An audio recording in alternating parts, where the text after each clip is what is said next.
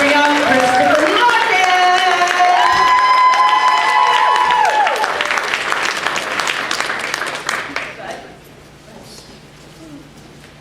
How's it going, Chris? I didn't see the montage. How was it? It was pretty good. What do you guys think? It's pretty late in the day. How's the energy level, everybody? Surprisingly high for everyone out there. Yeah, I mean, listen, we've got 20 to 30 minutes. Let's go fucking nuts. Open book, anything you want to ask. Yeah. Personal, professional, just ask. I don't care. Well, let's talk about your music career first of all. You've got a few albums. Is there anything coming up musically? No. Okay. Let's have one the name of your band and where they can find your records. None at the moment. I perform under Carrie Hatchett. Yeah. And I put out an album called Han in October. And that took years and years, so I'm very happy to be taking a break. And is it available commercially? Yeah, it's always digital, but digital. I printed vinyl for the first time. And Yeah. oh, yeah, okay, there it is. Joey brought a copy, which is really cool. Nice, nice. Well, you know what? Do you have any other projects that you worked on since the 100 you'd like to talk about, or you have potentially in the future? It's been a lot of plays and a lot of music making, which are great, but they pay no money. So they're very fulfilling artistically, but you can't live off of theater and music making, which is what brings me the most joy. And let's talk about your amazing, prolific wife, who writes for these incredible shows. His wife is a writer-producer on Mr. and Mrs. Smith right now, right? On Amazon. Such a good show. I think it's her like 10th room, so out of all of them, it's the one she's proudest of. And yeah, have any of you seen it? Yeah, it's so good. Oh, cool. Yeah, it's on Amazon. It's on Amazon. It's incredible chemistry between the two leads. It's excellent. Yeah, it takes like the Mr. and Mrs. Smith franchise, and instead of just like shoot 'em up, there's just a lot more marriage and family talk. A lot of relationship development. It's really funny, darkly funny. So yeah, it's good. She also wrote, was it Walking Dead or Fear the Walking Dead she worked on? Yeah, and Preacher, and yeah, I'm very proud of her. When we met, she was just writing plays, and she had like $300 in her bank account. We lived in New York in a like little one-bedroom closet with a bathroom in the hall like it was a dormitory. And we both had no money, and we were scared all the time.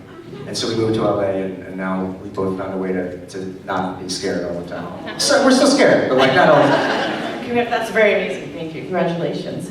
And you guys usually line up, you can ask Christopher questions, and they're wide-ranging, right? You can talk about anything. Yeah, let's go nuts. Let's start with this. Let's talk about like the meaning of life. We can get there as soon as I'm done with this real quick. Sorry, Joe. Tell me later, okay? All right, so I'm making a tarot deck because I like tarot, and making it for myself, and then I decided I was going to make it for all you guys. Okay, so I have you and Harper down as the lovers because I think they had the best love story out of everybody, personally. And I also well, you can take tarot and you can mix it with actual playing cards. That's what I want to do because you guys are like, I don't want tarot deck, I brought playing cards to be cool, right? Exactly. So, as a playing card, what card do you want? That's all I'm asking for. Let's go red. You want red? Let's go diamonds. You want diamonds? Hearts is like the lovers, it's too like spot on. Let's go diamonds. Okay. Because love, I don't think, because love is like, it's got sharp edges. Pulling stuff out of my ass. This one's just for you because I put you and her as the lovers, but I am going to put you somewhere else just by yourself. So I want a card for you. So diamond of what? Pick a number. Maybe the Joker. You want the diamond of Joker? No, can I just be the Joker? The Joker card. Just a Joker card. If you need a specific card, I got the heart. I have a Joker already. Oh yeah, Joker. Never mind. Yeah, I have a Jack. You're good. Do you have Jack of Diamonds? I do not. No, you're good. I got a Joker. That's perfect. Okay, thanks. I got the Joker. Sorry. Cool. So these are, hi, my name is Emma. These are like 3 connecting questions, and I'm gonna like speed up as fast as I can. What's your favorite book? Favorite musical like play or whatever, and go-to karaoke song if you have one. Let's work backwards. Forgot about Dre. Karaoke. Whole thing. You can't do it with 2 people. You have to do Dre and Eminem. You can do it, trust me, it just takes a lot of practice. Let's go book. Actually, we're gonna go out of order. Cat's Cradle by Kurt Vonnegut. Only because I hated reading in high school and I hated people telling me like how to read it and when to read it by and how to analyze it and grading me. So I just stopped reading and spark noted everything. But then Kurt Vonnegut senior year, my girlfriend at the time had a copy. And it got me back into reading, and I read. Like the first 4 hours of my day I spend in bed reading. And it's my yeah, thank God. I need it. Wait, what was it? Give me the middle question. Play or musical, if you have one. Chorus line?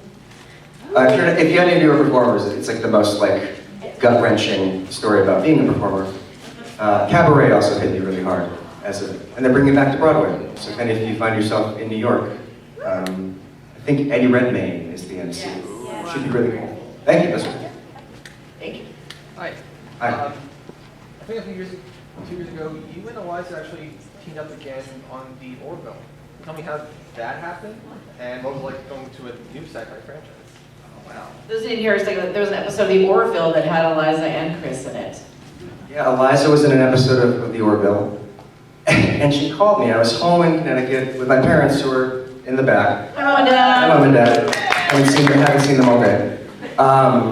And Eliza called and was like, hey, can you do this voiceover thing for Seth MacFarlane? And I was like, no, I've never done voiceover, but like, sure, I'll do it. So yeah, we can't find this robot. He's been looking like across continents for a robot that's like sentient and like feels things, yet is still robotic. And so I made it a thing, and then got to go to Seth MacFarlane's recording booth is in his house. So I got to go to his house for 2 days and just record with him alone.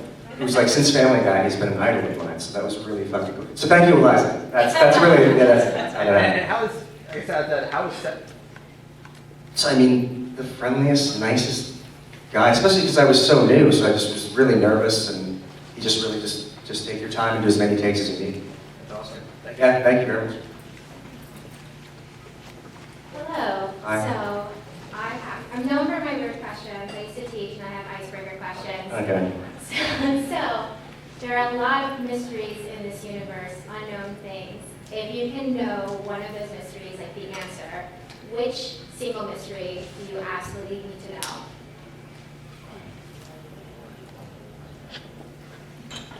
Can it only be one? In theory, it should only be one, but if you have 2 or 3 that you really can't choose between, I'll allow it. We're making them, we'll break them. Well, just because I ask them every day, when I wake up and before I go to bed, which is, how did we get here? Why are we here? And what happens after we die? And I'll always be haunted because I'll never know the answers. Oh shit. But I know.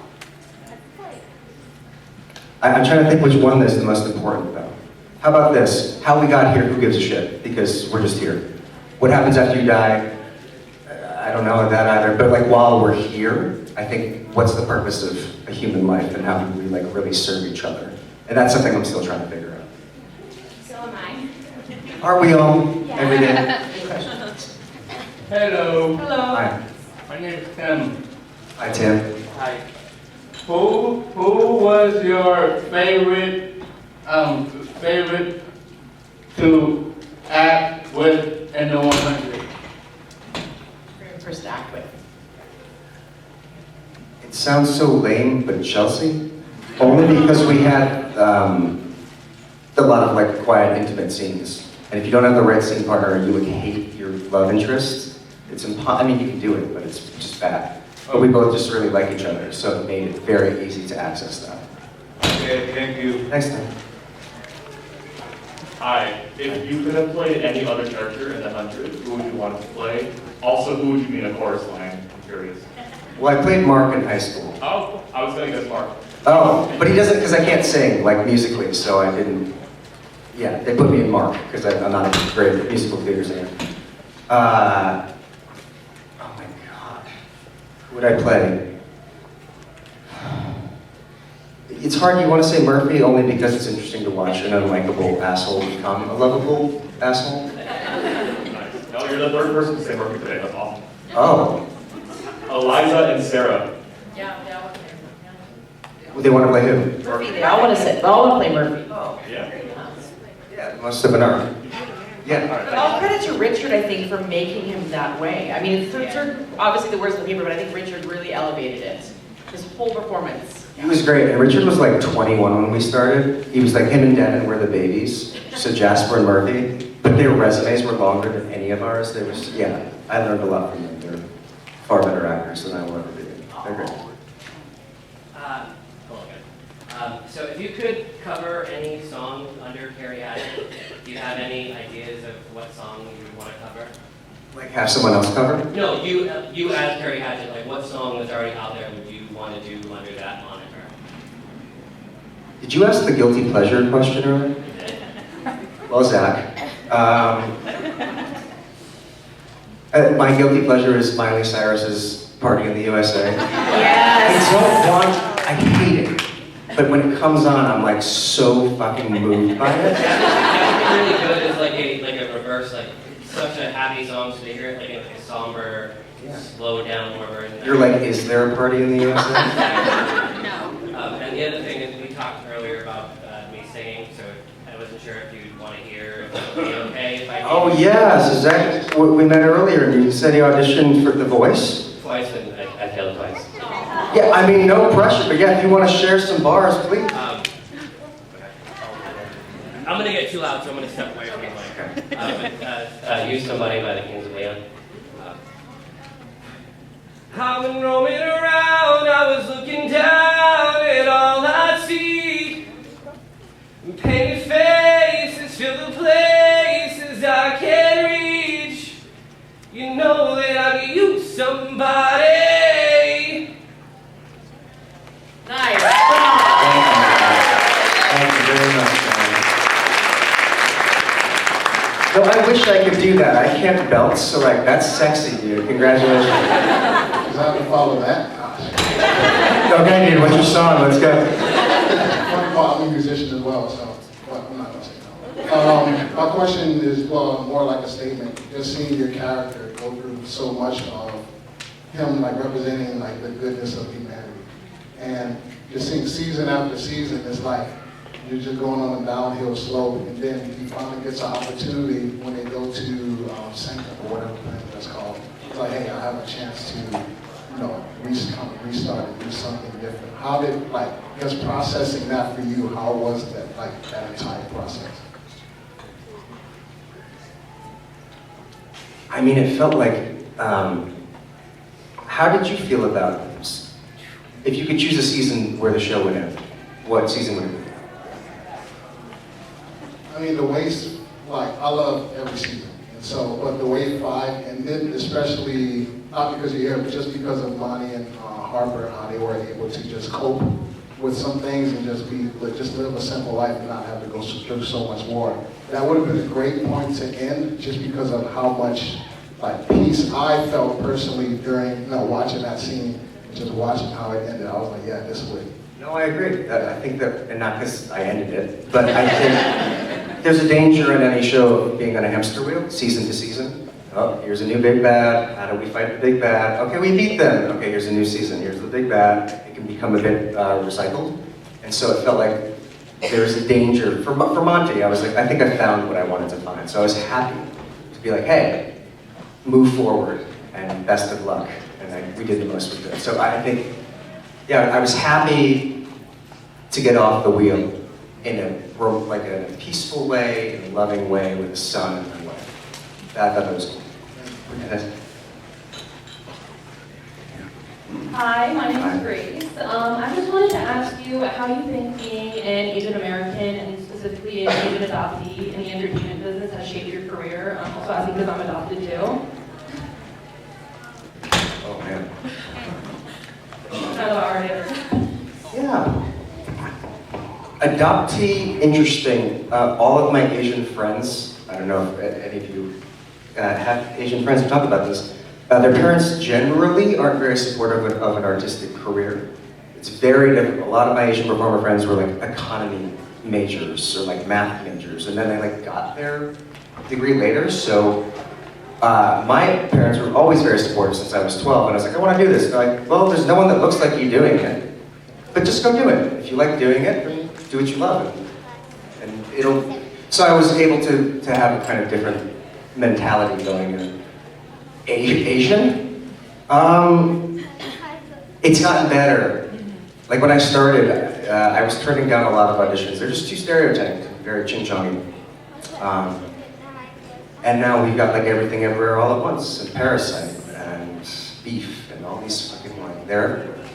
So it's really cool, a lot has changed, and I hope I've contributed something to the conversation, and yeah. So there's like legacy, that would be nice. I was so sad at the end of season 5. When you were gone, I loved your character. Yeah, thanks. But we kind of wanted you to be sad, so that's good, right? It's like a good sad, happy sad. And also, I'm really jealous that you got to meet Seth part. Oh, just talk to Eliza. Maybe she'll hit you up with the voiceover thing. Yeah, thanks. Thank you. Thank you. You should be in Beef season 2. I know they're making a season 2, just saying. Jake Gyllenhaal. Oh, is it? Oh, they changed it. Why do I? Yeah. It's okay. Well, Next question. Hi, I'm Helen. So I think I probably relate more to your character than anybody else. not Zach. Yeah, no, not so much. But so one of the main themes, of course, was love is weakness with the Grounders, and then Allie trying to get rid of Kurt by getting rid of Bonds, and then in the end, which you didn't see, they wrapped right back around to it where they were trying to break selfish bonds so that you wouldn't be loyal and mess up their plan, right? So I have my Love's Weakness t-shirt. I am surveying. So anybody who has an idea, please tell me. I'll write it in my book. But what do you think that the show says about love? Not like, instead of love is weakness, love is blank.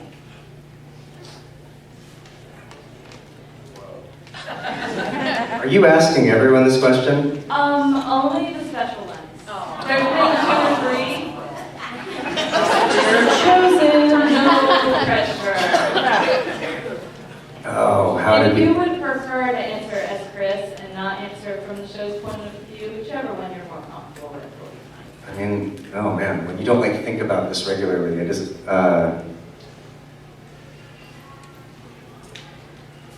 sorry, I want to answer right. Okay.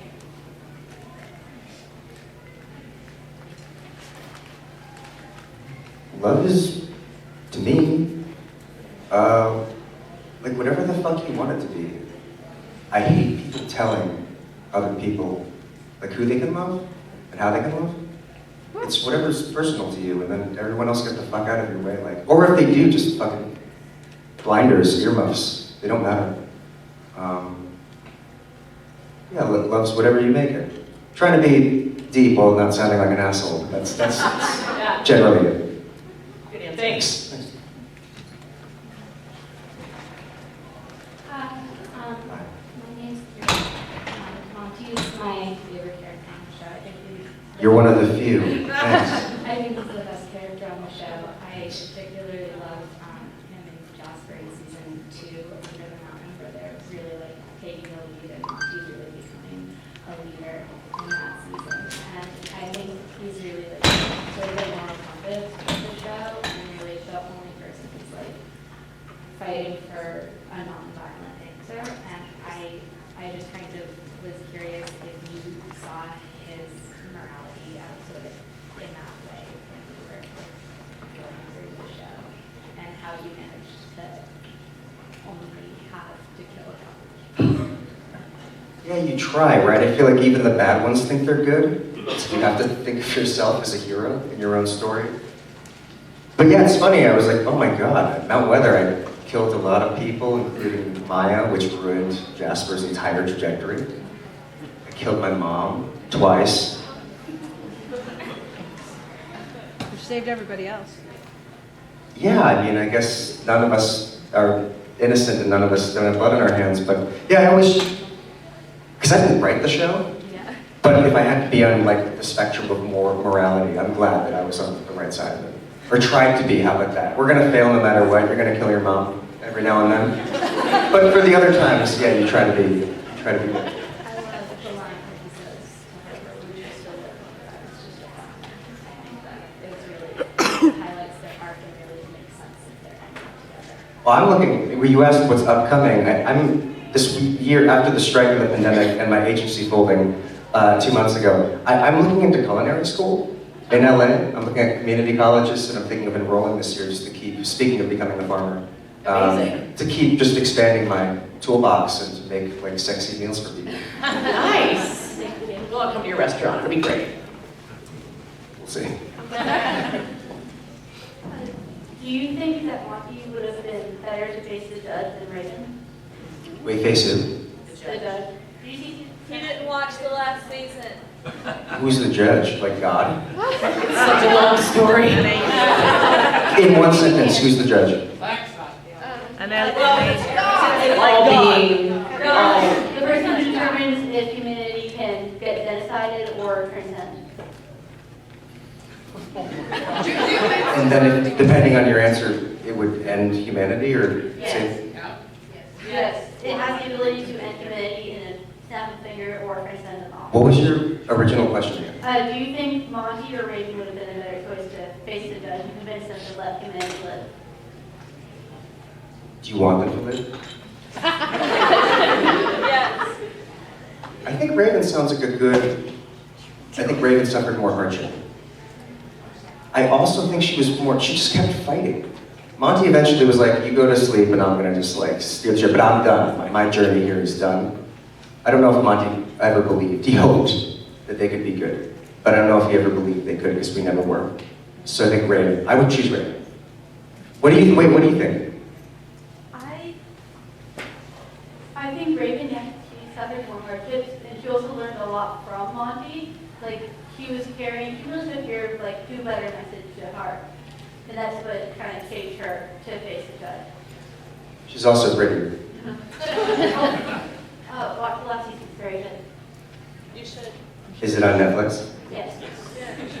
Okay. Thanks. Now for funner questions. All right, this is what I have. All right, what was in the algae, dude? Seriously, what did they do? I mean, when you guys had that algae, what the hell were you actually really eating? It was awful. What the hell was it? It was apple yogurt, Okay. chopped up, and those were the chunks in it, Uh-huh. in like a syrup, like a corn syrup. Oh, wow. I don't know what made it green. Food coloring? Coloring? Yeah, it was terrible. It was absolutely terrible. I wanted to know what was in the algae. Yeah, it was apple flavored, so better than seaweed. And I do have a second question, and I promise I'll go away. There's this thing in the show that I have a suspicion about. And your algae was amazing, by the way. And there was a point in the story where you and Chelsea are in the garden and you make that apple crash, right? Octavia takes it, she crumbles it up. Totally the scene of Garden in the Eden as far as I'm concerned. Okay, because she did get bit by a snake. Now, my other thing is this. If Monty's busted his ass to sit there and try to save Earth, he did everything he could to do it. And when you get back to Earth, this is my thing. Did you notice all the trees were covered with algae? I think you saved the Earth. What? So in season 6, when they go back down and like we're back, bitches All the again. trees are covered in green everywhere, but it's like literally algae. It's growing moss Wait, the everywhere. 100, they get back to the Earth, Uh-huh. and it's covered in algae. Covered.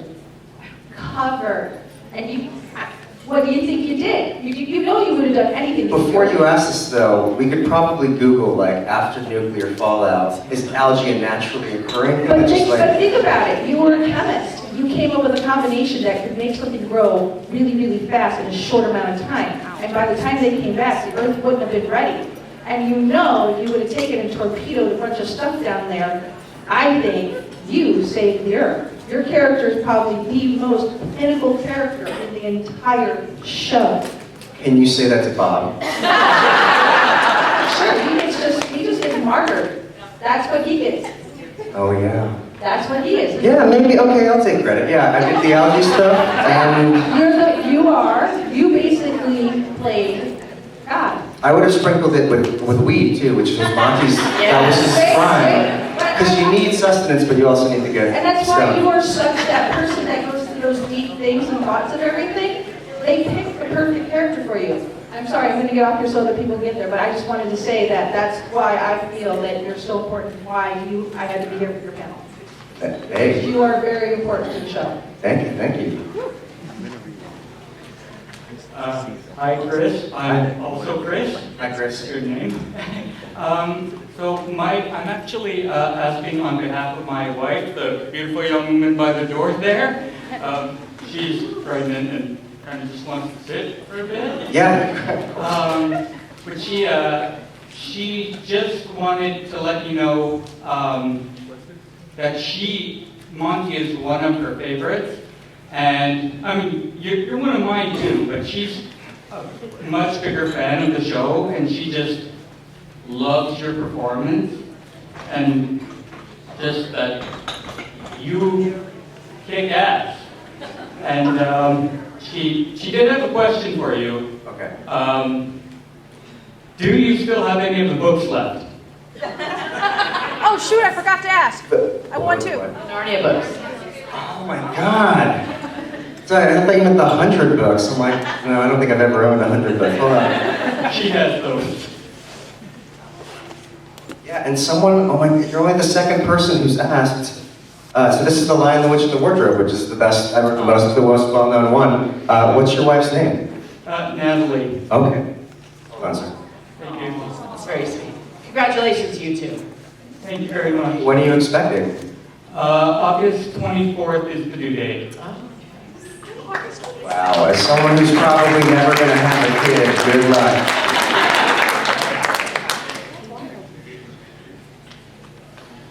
How's everyone doing? Actually, you know what? I will do this after. Are you back there? Yep. I'll find you back there. Yeah. I don't want to burn time. Thanks. Thanks, Natalie. Hey, man. Do you have any words for like aspiring musicians and stuff? You said you were working on stuff for like a year or something, right? Yeah, I do it for fun. I make no money, I don't tour, I'm not represent, like, are you trying to be like, musician? Well, I guess process is the same no matter what. So my wife is a writer, and she was always like, she writes every day, weekends included. She treats it like an office job. It's not sexy or fun, but if you sit there, even if it's a blank page, the act of writing for hours a day will produce. So then when I was songwriting, she's like, how about you do like a song a day? So for all of August of 2020 and March of 2021, I went in a room with a guitar for 12 hours, and I just sat, wrote, even if it was shit, wrote the song and recorded it. So I had like 62 songs by the end of it, where most of them were trash, but I had like 10 that I was like, geez, I'm really proud of. I guess it's just like hammer home. In terms of business, I can't help you because I make no money. But in terms of the process, yeah, just like, if you're hungry, just like slave away at it. Sorry, I don't know if that helps. Thank you. Thank you. Hey, are you sad because it's over or glad because it happened first? What a last question. What are you? More often than not, glad because it happened, but I really love it, sad because it's over. So at my core, I'm a sad person, I guess. It's a mix, right? Like, of course you're happy something happened. I'm more sad that it, like, long term, I'm sad that it's over, like, just from nostalgic. Especially if it's like people who aren't here anymore. You know, people start dying and then you're like, oh, it's over. And they're never coming back. I'm more sad that it's over. Because I don't know why I'm here and what happens after I die, so this all feels like a fucking like game. Like it's all a game. It's so trivial. Or is it? Or is it the most important thing in the world? I don't know. Sorry, everybody, but I hope you all have a great rest of the con. Thanks.